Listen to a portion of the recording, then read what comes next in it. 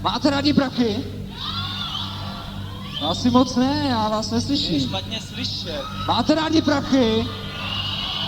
No, to je lepší. Takže u jedny ženský, která měla hrozně ráda prachy. Rosy!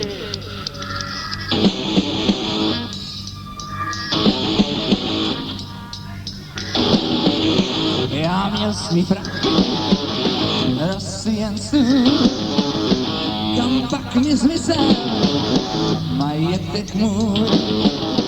Dobrý lidi tvrdě, že domů nosí.